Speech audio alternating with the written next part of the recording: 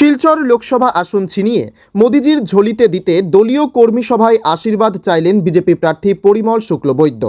বরখলার Bijoypur BJP মণ্ডল কার্যালয়ে দলীয় সাংগঠনিক সভায় মোদিজির দোহাই দিয়ে এভাবেই দলীয় কর্মীদের সামনে বক্তব্য রাখেন শিলচর লোকসভার বিজেপি প্রার্থী পরিমল। এর আগে বক্তব্য রাখেন বিজেপির কাছাড় জেলা সভাপতি বিমলেন্দু রায়, বরখলার প্রাক্তন বিধায়ক কিশোর নাথ, বরখলা মণ্ডল প্রভারী গোপাল রায় সহ অন্যান্যরা। বিমলেন্দু রায় দলীয় প্রার্থীকে বরখলা থেকে রেকর্ড ভোটে জয়ী করতে কর্মীদের একজোট হয়ে মাঠে নামার আহ্বান জানান।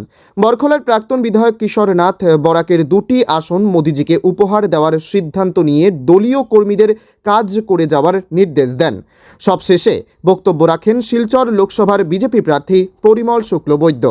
দেশ ও দশের সেবা করার সুযোগ দিতে তিনি 24-এর নির্বাচনের জন্য কর্মীদের আশীর্বাদ এবং অনুমতি দাবি করেন। এরপর ভোট গ্রহণের কৌশল নিয়ে কর্মীদের সঙ্গে দীর্ঘ সময় আলোচনা করেন পরিমল।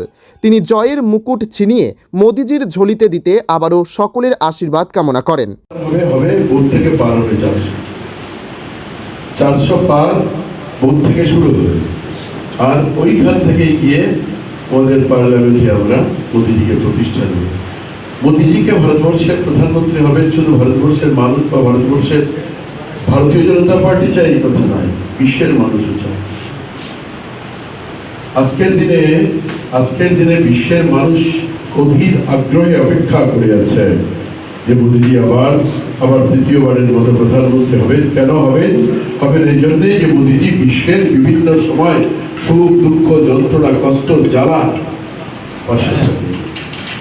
কোভিড-19 আমরা অতিক্রম করেছি ভারতীয়রা, কোভিড-19 বিশ্ব অতিক্রম করেছে। যখন সমগ্র বিশ্ব কেঁপেছে ত্রাহি তখন এই মোদিজির নেতৃত্বে ভারতবর্ষে প্রথম মেডিসিন আবিষ্কার হয়েছে। আর ভারতবর্ষ শুধু ভারতবর্ষকে নয়, সমগ্র বিশ্বের 113টা দেশকে ঔষধ পথ্য সব দিয়ে দুঃখে দাঁড়িয়েছে বসে। যার জন্যে আজকের দিনে বিশ্বের প্রধানরা এসে মোদিজির পাঁচই প্রণাম করে। দেখেছেন আপনারা টিভিতে কোন রাষ্ট্রপ্রধান 5 প্রণাম করে। আজকের দিনে পাকিস্তানের মতো রাষ্ট্র, যারা আমাদের শত্রু রাষ্ট্র, ওইখানে জনসাধারণ ভাবে মোদিজির জাতীয় পতাকা দেখালে রাশিয়া ইউক্রেনের যুদ্ধের বোমার বন্ধন থেকে আমি আমার মায়ের ঘুরে ঘুরে যেতে পারবো। সন্তানটা ভারতের জাতীয় পতাকা দেখিয়ে পাকিস্তানে ঘুরে এসে ভরে যে আমি ভারতবর্ষের জাতীয় পতাকা দেখিয়ে এসেছি।